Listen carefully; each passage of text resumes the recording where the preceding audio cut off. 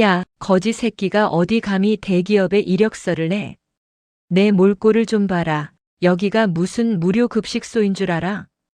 폭우가 쏟아지던 그날, 나는 한도그룹 면접장 로비에서 내동댕이 쳐진 채 그 말을 들었다. 비에 젖어 살갗에 쩍쩍 달라붙는 싸구려 와이셔츠보다 나를 벌레 보듯 바라보는 그들의 시선이 훨씬 더 차갑고 시렸다. 구두 밑창이 떨어져 덜렁거리는 것을 숨기려 애쓰며 나는 바닥에 떨어진 내 이력서를 주워 담았다. 흙탕물이 튄 내 이름 석자, 윤태호. 그 이름 위로 비웃음이 쏟아져 내렸다. 그때였다. 로비 유리창 너머로 빗길에 미끄러져 도로 한복판에 쓰러지는 한 노파의 모습이 보였다. 폐지가 가득 담긴 손수레가 뒤집히고 할머니는 차가운 아스팔트 위에서 버둥거리고 있었다. 나는 면접장으로 향하던 발걸음을 멈췄다. 지금 저 문을 열지 않으면 내 인생의 유일한 기회는 사라진다. 하지만 저 할머니를 외면하면 나는 더 이상 내가 알던 사람이 아니게 될 것 같았다. 나는 뒤도 돌아보지 않고 빗속으로 뛰어들었다. 그 선택이 내 28년 가난한 인생을 송두리째 뒤흔들 거대한 운명의 서막이 될 줄은 그때는 정말 꿈에도 몰랐다. 도대체 나는 누구이며 왜 이 낡은 열쇠 펜던트를 목에 걸고 살아야만 했던 것일까? 사연 시작 전 구독과 좋아요 꼭 눌러주시고 듣고 계신 지역을 댓글로 남겨주시면 건강과 행운이 찾아갑니다. 그럼 사연 시작합니다. 새벽 4시 낡은 알람 시계가 찢어지는 듯한 소리를 내며 방 안의 정적을 깨웠다. 나는 습관적으로 손을 뻗어 시계를 눌러 끄고는 눅눅한 이불을 걷어차고 일어났다. 반지하 방의 공기는 언제나처럼 곰팡이 냄새와 습기로 가득 차 있었다. 벽지 귀퉁이가 일어나 너덜거리는 꼴이 꼭 내 처지 같아 쓴웃음이 났다. 오늘은 내 인생에서 가장 중요한 날이다. 대한민국 최고의 기업, 한도그룹의 신입사원 최종 면접이 있는 날이기 때문이다. 부엌이라고 부르기도 민망한 좁은 공간에서 찬물로 세수를 했다. 거울 속에 비친 내 얼굴은 푸석했지만 눈빛만큼은 살아있으려 애쓰고 있었다. 부모님은 내가 10살 때 사고로 돌아가셨다고 들었다.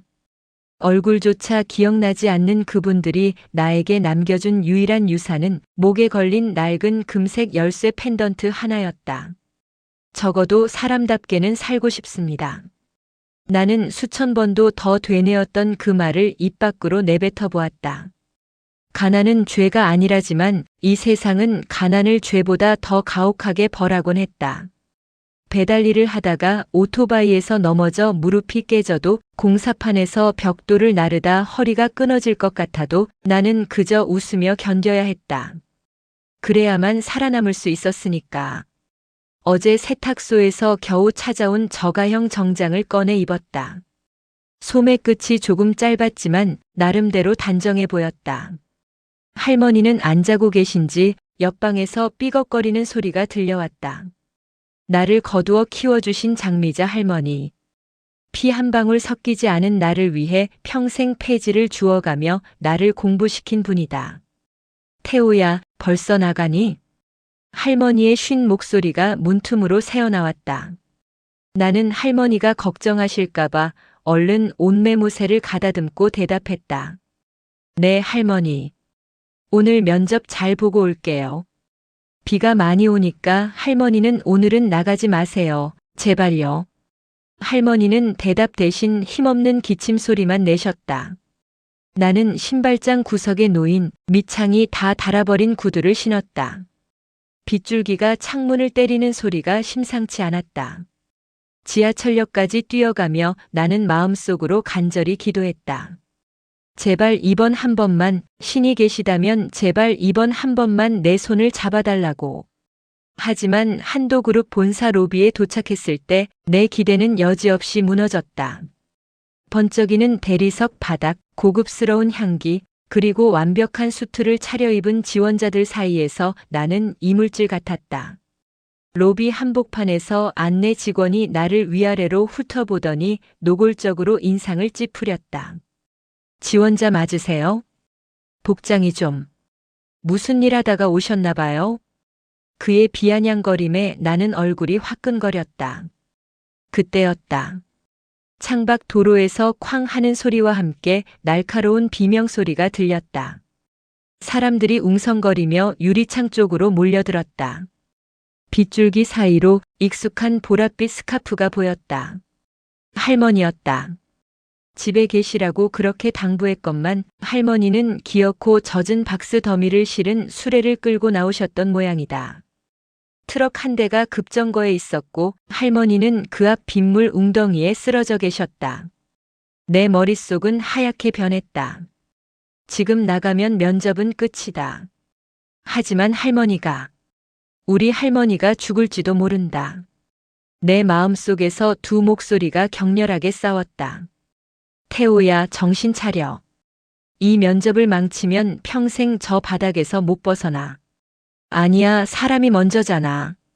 할머니가 없으면 그 성공이 다 무슨 소용이야? 나는 더 이상 생각할 겨를이 없었다.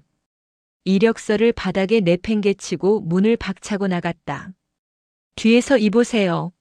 면접 시작해요. 하는 소리가 들렸지만 상관없었다. 쏟아지는 폭우를 뚫고 도로로 달려갔다. 차디찬 아스팔트 위에서 떨고 있는 할머니를 품에 안았다. 할머니의 이마에서 흘러내린 피가 빗물과 섞여 내 셔츠를 붉게 물들였다. 할머니, 정신 좀 차려보세요. 할머니. 나는 미친 사람처럼 울부짖었다. 주변 차들은 경적을 울려댔고 사람들은 우산을 쓴 채 멀리서 구경만 하고 있었다. 나는 할머니를 등에 업고 빗속을 달렸다. 내 정장이 흙탕물 범벅이 되고 구두가 벗겨져 맨발로 바닥을 디뎌도 아픈 줄 몰랐다. 겨우 응급실에 할머니를 모셔다 드리고 다시 한도그룹 로비로 돌아왔을 때의 내 꼴은 처참했다. 셔츠는 피와 흙으로 얼룩졌고 머리카락은 물에 젖어 얼굴에 착 달라붙어 있었다. 인사팀 직원이 나를 막아섰다. 그의 눈에는 경멸과 한심함이 가득했다. 사회공헌은 회사 들어와서 하세요. 여기가 무슨 자선단체인 줄 압니까? 복장이 그게 뭡니까? 노숙자랑 다를 게 뭐예요? 나는 숨을 헐떡이며 그를 바라보았다. 가슴이 찢어지는 것 같았지만 나는 고개를 숙이지 않았다. 죄송합니다. 하지만 사고가 난 노인을 그냥 두고 볼 수는 없었습니다. 회사보다 사람이 먼저라고 생각했습니다. 내 말에 직원은 헛웃음을 터뜨렸다. 사람이 먼저라고요? 참, 나 대단한 의인이 나셨네. 됐으니까 당장 나가세요. 우리 그룹은 이미지가 생명입니다. 당신 같은 사람, 우리랑 안 맞아요. 그는 내 이력서를 반으로 접어 쓰레기통에 던져버렸다. 나는 멍하니 서서 그 광경을 지켜봤다. 내 모든 노력이, 내 20대의 치열함이 쓰레기통 속에 처박혔다. 나는 힘없이 뒤를 돌아섰다. 빗물인지 눈물인지 모를 액체가 뺨을 타고 흘러내렸다. 터덜터덜 걸어나가는 내 어깨 뒤로 검은색 세단 한 대가 조용히 멈춰섰다. 차 안에는 대한민국 재계의 거물 한기석 회장이 앉아 있었다. 그는 창밖으로 비에 젖은 채 맨발로 걸어가는 나의 뒷모습을 가만히 응시하고 있었다. 저 청년. 아까 그 노인을 구하던 그 청년 아닌가? 회장의 눈이 가늘어졌다. 그는 무언가에 홀린 듯 내가 비에 젖어 흘리고 간 작은 물건 하나를 발견했다. 내 목에서 떨어졌는지도 몰랐던 반쪽짜리 금 열쇠 펜던트였다. 그것을 본 회장의 얼굴이 순식간에 창백해졌다. 그의 손이 미세하게 떨리기 시작했다. 이건 분명히 내 아들이 가지고 있던. 나는 뒤를 보지 못한 채 빗속으로 사라졌다. 내 인생이 가장 밑바닥으로 떨어졌다고 생각한 순간 운명의 톱니바퀴는 가장 격렬하게 돌아가기 시작했다. 나는 속으로 생각했다. 과연 내 선택이 틀렸던 걸까? 사람답게 살고 싶다는 내 꿈은 정말 가질 수 없는 욕심이었던 걸까? 비는 그칠 줄 모르고 쏟아졌고 나는 그 어둠 속에서 소리 없이 울었다. 응급실 복도 의자에 앉아 나는 멍하니 벽을 바라보았다. 할머니는 다행히 큰 부상은 아니었지만 충격 탓인지 깊은 잠에 드셨다. 간호사가 건네준 환자복 상의를 대충 걸치고 앉아 있으니 지나가는 사람마다 나를 이상하게 쳐다보았다. 내 인생은 늘 이런 식이었다. 조금 나아지려 하면 발목을 잡히고 일어서려 하면 바닥으로 처박혔다. 한도그룹. 그곳은 나 같은 놈이 감히 넘볼 수 없는 성벽이었을지도 모른다. 그냥 죽어라 일이나 할 걸. 무슨 부귀영화를 누리겠다고 면접까지 보러 가서. 자괴감이 파도처럼 밀려왔다. 그때 문득 목밑이 허전하다는 사실을 깨달았다. 손을 더듬어 보았지만 항상 그 자리에 있어야 할 열쇠 펜던트가 보이지 않았다. 심장이 내려앉았다. 그건 부모님이 남겨주신 유일한 흔적이었다. 나는 미친 듯이 옷주머니를 뒤지고 내가 지나온 길을 떠올려 보았다. 아마 빗속에서 할머니를 안고 뛸 때 끈이 끊어진 모양이었다. 안 돼, 그것만은 안 되는데. 나는 자리에서 일어나 응급실 밖으로 뛰어나가려 했다. 하지만 그때 고급스러운 가죽 구두 소리가 정적을 깨며 복도에 울려 퍼졌다. 병원의 소란스러운 소음이 그 소리 하나에 죽어버리는 듯한 기분이 들었다. 고개를 들어보니 검은 양복을 입은 건장한 사내들이 길을 터주고 있었고 그 사이로 한 노인이 걸어오고 있었다. 날카로운 눈매와 위험 있는 자태. TV에서나 보던 한도그룹의 한기석 회장이었다. 내 심장이 터질 듯이 뛰기 시작했다. 회장님이 여기 왜? 혹시 아까 면접장에서 사고 친 것 때문에 나를 찾아온 건가? 공포감이 엄습했다. 나 같은 평범한 청년에게 대기업 회장이 직접 찾아올 이유는 오직 하나, 해코지뿐이라고 생각했다. 나는 본능적으로 몸을 움츠렸다. 한기석 회장은 내 앞에 멈춰 섰다. 그는 아무 말 없이 나를 뚫어지게 쳐다보았다. 그의 눈동자가 흔들리고 있었다. 슬픔과 경악 그리고 알 수 없는 그리움이 뒤섞인 기이한 시선이었다. 자네 이름이 윤태우라고 했나? 그의 목소리는 낮고 묵직했다. 나는 떨리는 목소리로 겨우 대답했다. 네, 그렇습니다만. 회장님, 제가 면접장에서 무리를 일으킨 건 정말 죄송합니다. 할머니가 사고를 당하셔서. 말을 맺기도 전에 회장이 손을 내밀었다. 그의 손바닥 위에는 빗물에 씻겨 반짝이는 내 금 열쇠 펜던트가 놓여 있었다. 이것 자네 것인가? 나는 눈이 휘둥그레졌다. 네, 제 겁니다.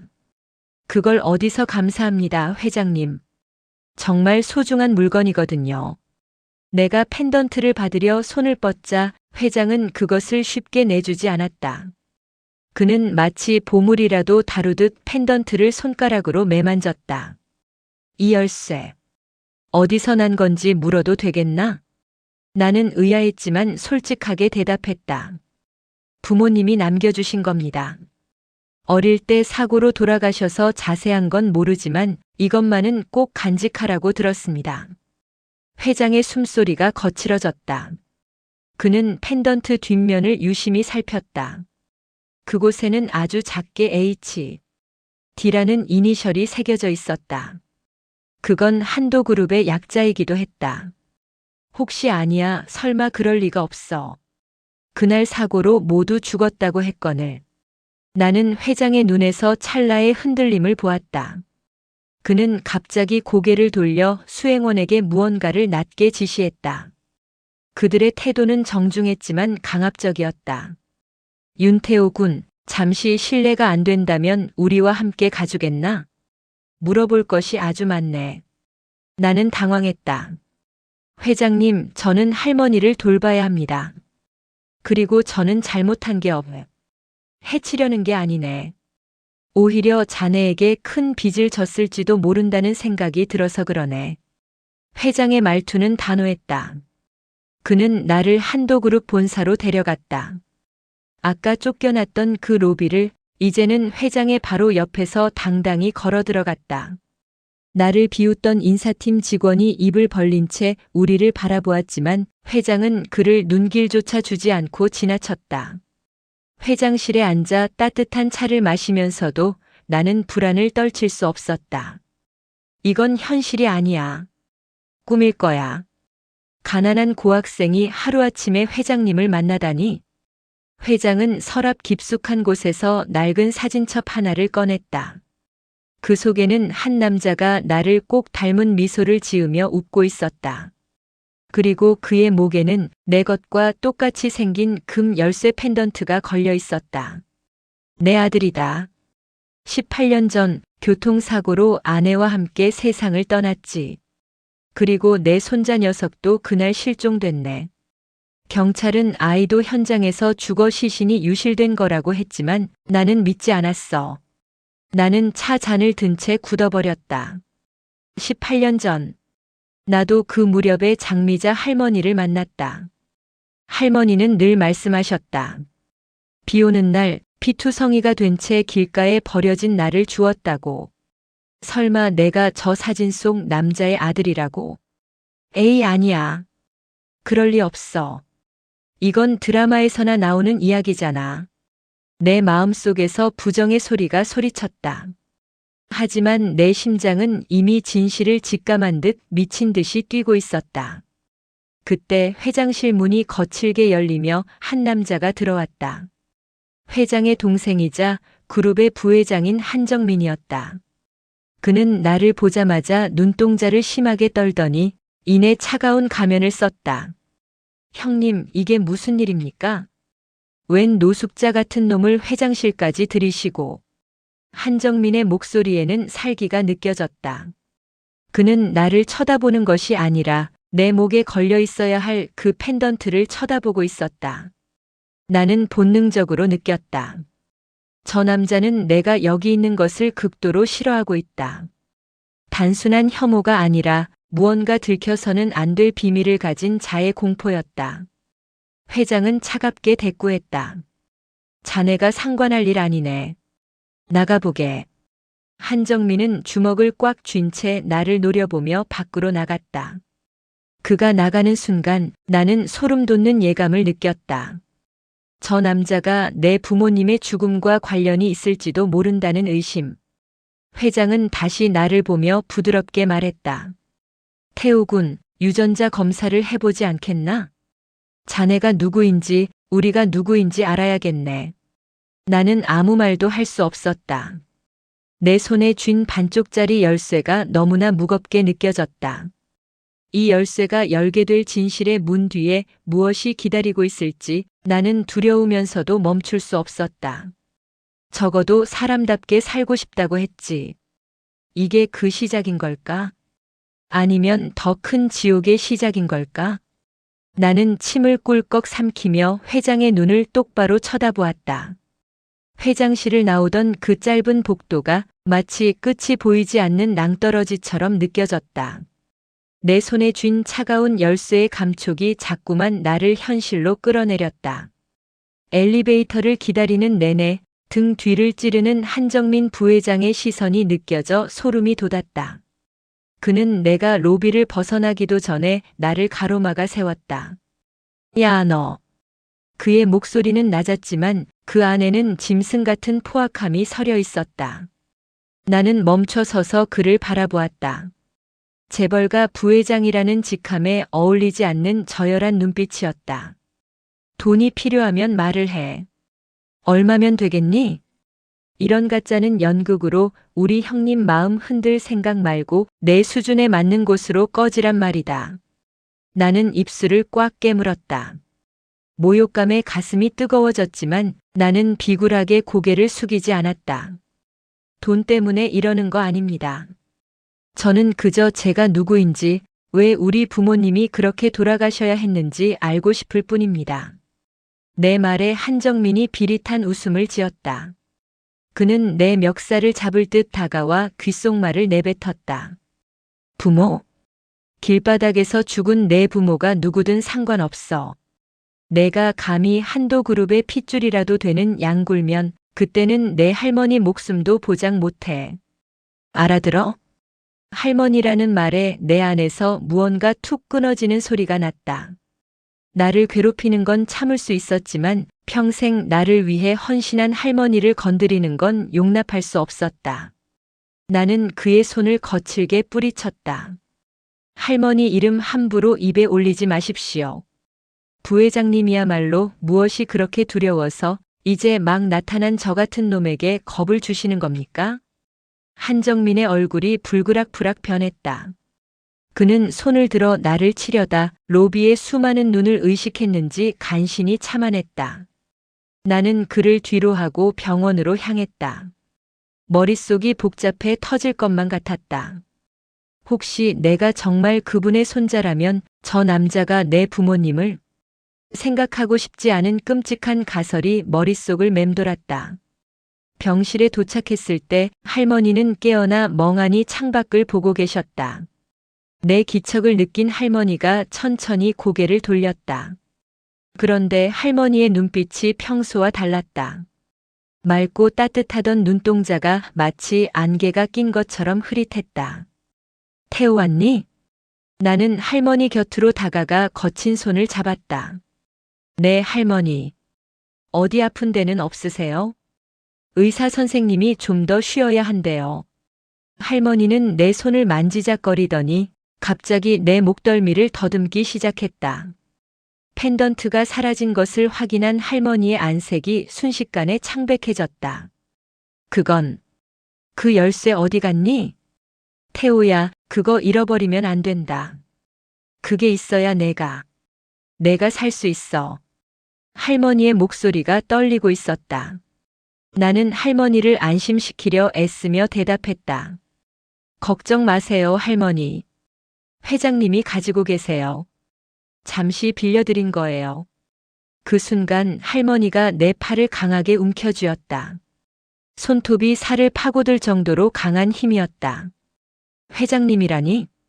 누구? 한기석? 그 사람을 만난 게냐? 할머니의 눈에 공포가 서렸다. 치매 초기 증상이라기엔 너무나 또렷하고 강렬한 두려움이었다. 나는 당황해서 할머니의 어깨를 감싸쥐었다. 할머니, 왜 그러세요? 그분을 아세요? 할머니는 대답 대신 입술을 파르르 떨며 혼잣말을 내뱉기 시작했다. 아니야. 찾아오면 안 돼. 그 불길 속에서 내가 널 어떻게 빼냈는데. 그 어린 것이 피를 흘리며 우는 걸 내가 어떻게 해. 정민. 그 악마 같은 놈이 쫓아올 거야. 할머니의 입에서 한정민의 이름이 나오는 순간 내 심장은 멎는 것 같았다. 단순한 사고가 아니었다. 할머니는 무언가를 알고 있었다. 18년 전에 그 참혹했던 밤에 대해 나는 가슴이 미어지는 것 같았다. 나를 키워준 이 가난한 노인이 사실은 거대한 비밀의 목격자였다는 사실에 숨이 막혔다. 할머니는 나를 지키기 위해 평생을 숨어 사신 걸까? 폐지를 줍고 욕을 먹어가며 그 무거운 비밀을 혼자 짊어지고 있었던 걸까? 눈물이 왈칵 쏟아졌다. 나는 할머니를 꼭 껴안았다. 할머니의 마른 어깨가 가늘게 떨리고 있었다. 그 작은 어깨가 견뎌온 세월의 무게가 내 가슴을 짓눌렀다. 미안하다, 태우야. 내가 널 데려오는 게 아니었는데.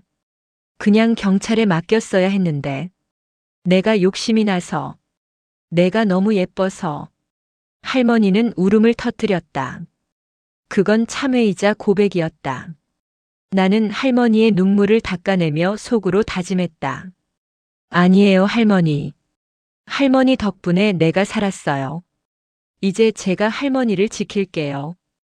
우리 부모님을 그렇게 만든 놈들 절대 용서 안 해요. 나는 병실을 나와 어두운 복도를 걸었다. 이제 돌이킬 수 없는 길에 들어섰음을 직감했다.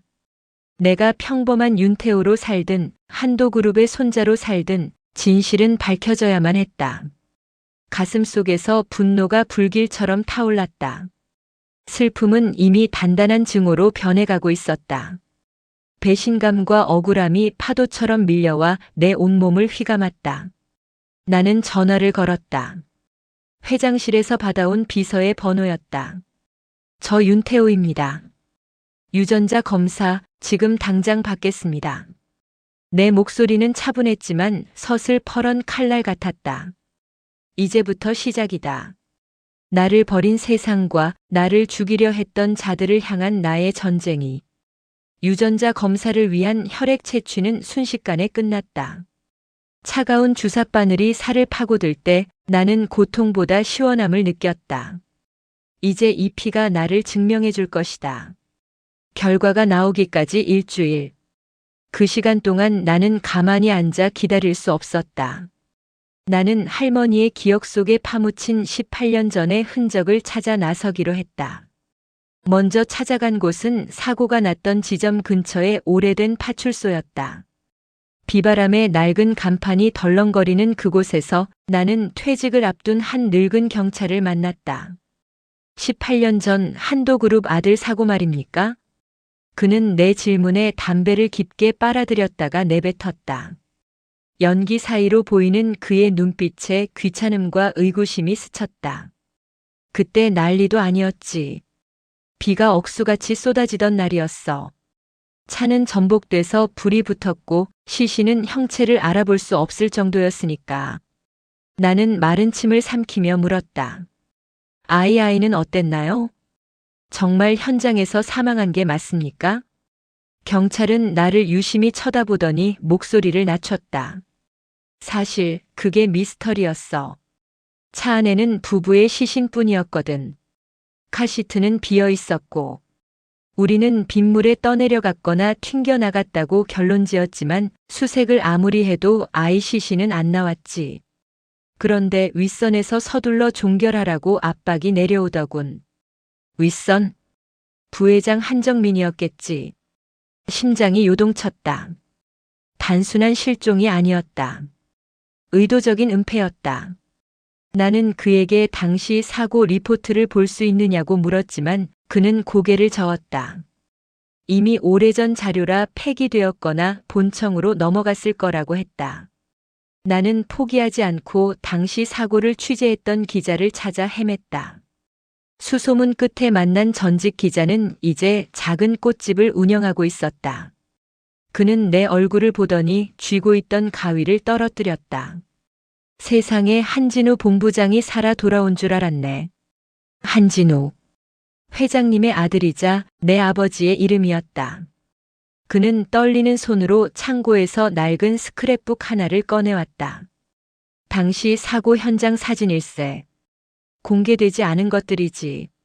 사진 속 현장은 처참했다. 검게 탄 자동차 잔해 옆으로 끊어진 브레이크 호스가 선명하게 보였다. 나는 기계에 대해 잘 모르지만 그것이 자연적으로 끊어진 것이 아니라는 것쯤은 알 수 있었다. 누군가 예리한 도구로 잘라낸 흔적. 이걸 왜 기사로 쓰지 않으셨나요? 내 질문에 기자는 씁쓸하게 웃었다. 썼지. 하지만 인쇄기에 걸리기도 전에 모두 수거당했어. 내 직장도 날아갔고. 한도그룹은 그때나 지금이나 무서운 곳이야, 청년. 나는 사진을 가슴에 품었다. 이것이 증거다. 내 부모님을 죽음으로 몰아넣은 명백한 살인의 증거. 병원으로 돌아오는 길 누군가 나를 미행하고 있다는 기분이 들었다. 골목길을 돌 때마다 들리는 일정한 발걸음 소리.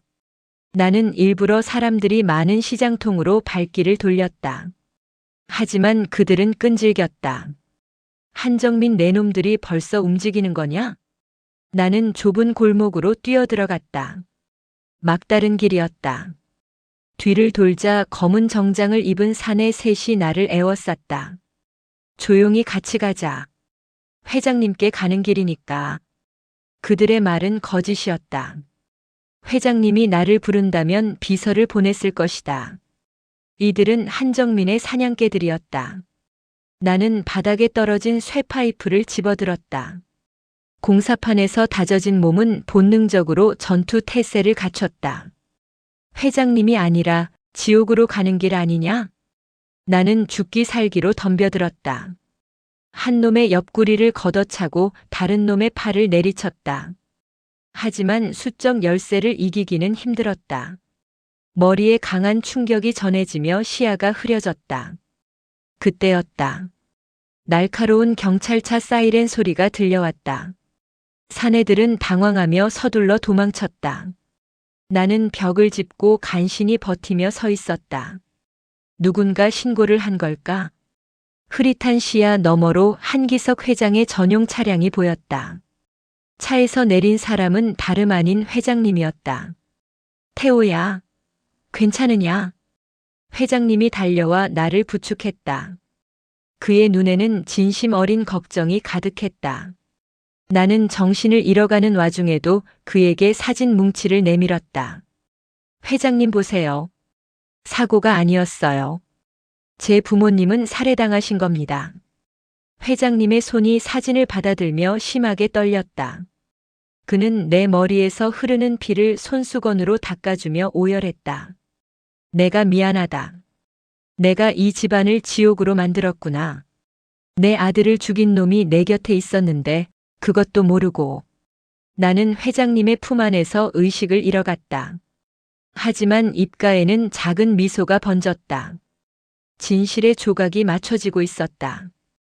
이제 남은 건 그 진실로 악인을 단죄하는 것뿐이었다. 내 마음속 깊은 곳에서 목소리가 들렸다. 윤태호, 아니 한태호. 이제 내 자리를 되찾아. 그리고 그들에게 내가 겪은 고통을 그대로 돌려줘. 나는 어둠 속으로 빠져들며 결심했다. 다시 눈을 뜨는 순간 나는 더 이상 예전의 힘없는 청년이 아닐 것이다.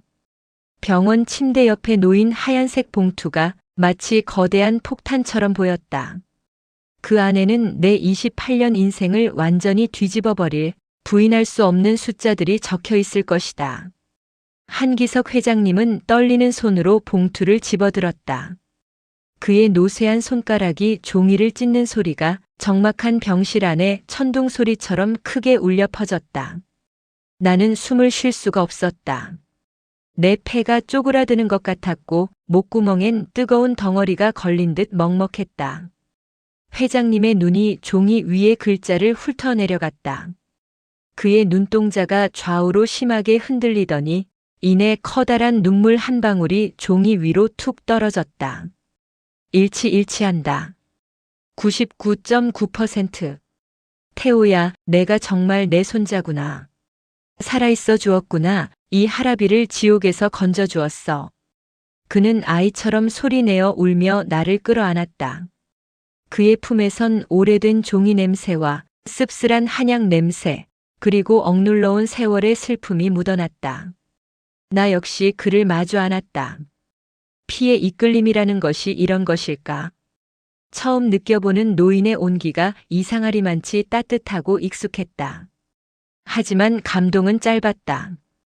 병실 문이 거칠게 열리며 한정민 부회장이 변호사들과 함께 들이닥쳤다. 그의 얼굴은 이미 이성을 잃은 듯 핏발이 서 있었다. 그는 회장님의 손에 든 검사 결과지를 뺏으려 들었다. 형님, 이게 다 사기입니다. 요즘 세상에 유전자 검사 조작하는 게 얼마나 쉬운데요. 저놈이 할머니랑 짜고 형님 재산 노리고 접근한 거라고요. 그의 비명 섞인 외침을 들으며 나는 속으로 생각했다. 사람의 욕심은 어디까지 추해질 수 있는 걸까? 자신의 조카를 죽이려 하고 형님의 마지막 희망까지 짓밟으려는 저 남자는 과연 인간인가? 나는 회장님의 앞을 막아서며 한정민을 똑바로 노려보았다. 더 이상 나는 빗속에서 구걸하던 가난한 청년이 아니었다. 내 안에는 나도 모르는 당당함과 차가운 분노가 소용돌이치고 있었다. 부회장님, 아니 작은아버지라고 불러드려야 할까요? 무엇이 그렇게 두려우신 겁니까? 제가 살아 돌아온 것이 두려운 겁니까? 아니면 18년 전 당신이 저지른 그 추악한 범죄가 드러날까봐 두려운 겁니까? 내 말에 한정민의 눈동자가 경련하듯 떨렸다. 그는 헛웃음을 지으며 내 멱살을 잡으려 했다. 범죄? 내 놈이 지금 제정신이야? 어디서 감히 근거도 없는 소리를 짓거려? 나는 주머니에서 아까 전직 기자에게 받은 사진들을 꺼내 바닥에 뿌렸다. 검게 그을린 자동차, 인위적으로 잘린 브레이크 호스, 그리고 그날 사고 현장 근처에서 포착된 그의 비서 모습까지. 이 사진들이 말해주고 있습니다. 당신은 경영권을 갖기 위해 형님 가족을 몰살시키려 했어요. 그 불길 속에서 아기가 죽었다고 믿었겠지. 하지만 하늘이 도왔습니다. 장미자 할머니가 목숨을 걸고 저를 구해주셨으니까요. 한정민은 바닥에 흩어진 사진들을 보며 얼굴이 하얗게 질려갔다. 그의 변호사들도 당황한 듯 서로 눈치를 보기 시작했다. 회장님은 서서히 자리에서 일어나 지팡이를 바닥에 쾅 내리치셨다. 그 소리는 마치 심판의 종소리 같았다. 한정민, 내 이놈. 내가 너를 친동생처럼 아끼고 키웠거늘. 내 자식과 며느리를 내 손으로 보냈단 말이냐? 내 손자까지 죽이려 했단 말이냐? 회장님의 포효에 병실 전체가 떨리는 듯 했다.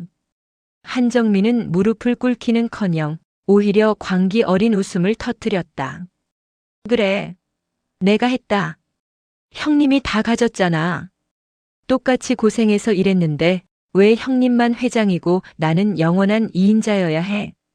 진우 그놈만 없었으면 내 아들이 이 회사를 물려받았을 텐데. 그의 고백은 잔인했고 투명했다. 돈과 권력에 눈이 멀어 핏줄의 목에 칼을 겨눈 자의 최후였다. 나는 그를 보며 깊은 혐오감을 느꼈다. 저 사람은 한 번이라도 진심으로 누군가를 사랑해 본 적이 있을까? 자신이 가진 것을 지키기 위해 타인의 삶을 파괴하는 것이 당연하다고 믿는 저 오만함. 그것이 그를 이 괴물로 만든 것이겠지. 나는 조용히 경찰에 연락했다. 이미 회장님은 모든 증거를 수집해둔 상태였다. 병실 밖으로 수사관들이 들이닥쳤다. 한정민은 끌려나가는 순간까지도 나를 저주하며 소리를 질렀다. 윤태호. 아니 한태호. 내가 얼마나 잘 사나 보자. 그 가난한 냄새는 평생 안 빠질 거다. 그의 목소리가 멀어질수록 내 가슴 속의 응어리가 조금씩 풀리는 기분이 들었다. 하지만 기쁨보다는 슬픔이 컸다. 내가 잃어버린 18년, 부모님의 억울한 죽음, 그리고 할머니가 겪어야 했던 그 고통스러운 도망자의 살. 그 모든 것이 저 남자의 욕심 하나 때문이었다는 사실이 너무나 허망했다. 회장님은 나를 다시 안아주셨다. 그의 어깨가 떨리는 것을 보며 나는 다짐했다. 이제 다시는 누구도 우리 가족을 흔들지 못하게 하겠다고. 나는 병실 창밖을 내다보았다. 비가 그치고 먹구름 사이로 한 줄기 빛이 내리쬐고 있었다. 그 빛은 마치 부모님이 하늘에서 나를 지켜보고 계신 듯 따뜻했다. 아버지, 어머니. 이제야 진실을 찾았습니다. 저를 지켜주세요. 제가 이 무거운 자리를 감당할 수 있도록. 마음속으로 수만 번 이름을 불러보았다. 한태호. 그 낯설고도 무거운 이름이 이제 내 것이 되었다. 한정민 부회장의 구속 소식은 대한민국 전체를 뒤흔들었다. 한도그룹의 이미지 추락을 걱정하는 목소리도 컸지만 회장님은 정면 돌파를 선택하셨다. 모든 진실을 투명하게 공개하고 피해자들에게 사죄하며 그룹의 체질을 바꾸겠다고 선언하셨다. 그리고 그 중심에 내가 있었다. 나는 윤태호라는 이름으로 살아온 28년을 버리지 않았다. 한도그룹의 후계자 수업을 받으면서도 나는 매일 새벽 시장에 나가 폐지를 줍는 노인들을 만났다. 그들의 거친 손을 잡을 때마다 나는 내가 어디서 왔는지 잊지 않으려 노력했다. 장미자 할머니는 최고의 요양시설로 모셨지만 할머니는 늘 낡은 집으로 돌아가고 싶어 하셨다. 치매 증세는 조금씩 깊어져 갔지만 신기하게도 내 이름만큼은 절대 잊지 않으셨다. 태호야, 밥은 먹었니? 할머니의 그 한마디가 내게는 수천억의 재산보다 귀했다. 나는 할머니의 무릎에 머리를 뉘고 생각했다. 이분이 아니었다면 나는 지금 어느 길가에서 사라졌을지 모른다. 핏줄이라는 이름의 잔인함보다 타인이라는 이름의 위대한 사랑이 나를 키웠다. 나는 회장님을 설득해 한도 노인복지재단을 설립했다. 그 재단의 이사장직은 내가 직접 맡기로 했다. 돈이 없어 병원 치료를 포기하는 노인들, 홀로 외롭게 죽음을 맞이하는 이들을 위한 안식처를 만드는 것이 나의 첫 번째 임무였다. 재단 설립 기념식 날, 나는 정장이 아닌 수수한 차림으로 단상에 올랐다. 수많은 카메라 기자가 나를 주목했다. 나는 준비해온 원고를 접고 마이크를 잡았다. 저는 28년 동안 제가 누구인지 모르고 살았습니다. 때로는 세상을 원망했고 가난이 제 살을 파먹는 것 같아 울기도 했습니다. 하지만 제가 깨달은 것은 하나입니다. 사람을 살리는 건 돈이 아니라 비 오는 날 내민 따뜻한 손길 하나라는 사실입니다. 객석에 앉아 계시던 한기석 회장님이 흐뭇한 미소를 지으셨다. 그의 눈가에는 자랑스러움이 가득했다. 나는 강연을 마치고 내려와 할머니의 손을 잡았다. 할머니는 휠체어에 앉아 나를 보며 환하게 웃으셨다. 우리 아들 장하다. 아주 장해. 그날 저녁 우리 가족은 조촐한 식탁에 마주 앉았다. 회장님, 나 그리고 할머니. 전혀 어울리지 않을 것 같은 세 사람이 모여 된장찌개를 나눠 먹었다. 회장님은 평생 먹어본 음식 중 가장 맛있다며 눈시울을 붉히셨다. 나는 내 목에 걸린 열쇠 펜던트를 만져보았다. 이제 이 열쇠는 무언가를 여는 도구가 아니었다. 그것은 과거와 현재를 잇는 고리였고 내가 잊지 말아야 할 초심이었다. 나는 가끔 거울 속의 나를 보며 묻곤 한다. 태호야, 너 지금 사람답게 살고 있니? 그 질문에 나는 당당히 고개를 끄덕일 수 있다. 나는 이제 돈의 주인이 되었지만 돈의 노예는 되지 않을 것이다. 나를 키운 건 가난이었고 나를 완성한 건 사랑이었으니까. 인생은 참으로 기묘하다. 가장 비참했던 폭우 속의 그날이 내게는 가장 축복받은 날이 되었으니 말이다. 모든 시련은 결국 나를 단단하게 만들기 위한 과정이었다는 것을 이제야 조금은 알 것 같다. 나는 할머니의 거친 손을 꼭 잡았다. 창밖으로 지는 노을이 거실 안을 붉게 물들였다. 그 따스한 빛 속에서 우리는 비로소 진짜 가족이 되었다. 인생이라는 긴 드라마에서 우리는 가끔 길을 잃기도 하고 잘못된 대본을 받아들기도 합니다. 저 역시 빛 속에서 맨발로 뛰던 그날 세상이 나를 버렸다고 생각했습니다. 하지만 돌아보니 그 어둠 속에서도 누군가는 등불을 밝히고 있었습니다. 피 한 방울 섞이지 않았어도 나를 위해 평생을 바친 어머니가 있었고 뒤늦게나마 손을 내밀어준 할아버지가 있었습니다. 여러분, 지금 혹시 비바람 속에 서 계신가요? 너무 힘들어서 주저앉고 싶으신가요? 부디 잊지 마십시오. 당신이 내민 그 작은 친절이 누군가에게는 살아갈 유일한 이유가 될 수 있다는 사실을요. 그리고 그 선의는 반드시 더 큰 사랑이 되어 당신에게 돌아온다는 것을요. 인생의 진짜 보물은 금 열쇠가 아니라 지금 내 곁에 있는 사람의 손 온도입니다. 그 온기를 꽉 잡으세요. 그거면 충분합니다.